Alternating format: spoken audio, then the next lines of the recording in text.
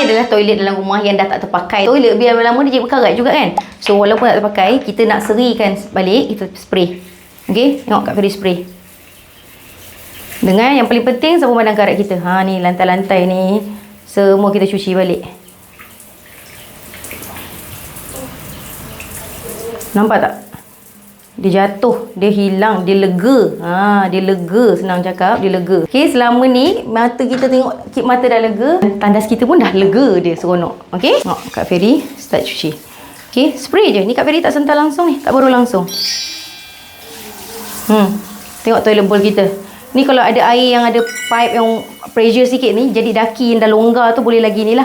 Kalau yang macam dalam tu maybe kena berus sikit ataupun kena guna yang ada pressure sikit. Okey, dia ada pressure. Dia perlukan pressure lah atau nak kena berus. Sebab Kak Feri tak ada berus sekarang ni. Berus tak ada. Tapi maybe kita boleh tembak lagi sikit lah.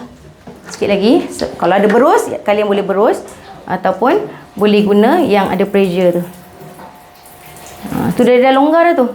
Cuma dia perlukan di-pressurekan di situ. Tapi nak dibandingkan tadi, bersih sangat-sangat. Walaupun toilet kita dah lama tak pakai, macam rumah terbengkalai ke, dah tak guna ke, bila nak guna balik, nak serikan balik, guna je sabun padang karat ni, guna je. Okay, so kat rumah wajib ada benda ni. Sebab time-time emergency kan, outdoor ke, toilet-toilet lama tu dah jarang guna kan, boleh bersih balik. Memang function sangat sabun padang karat.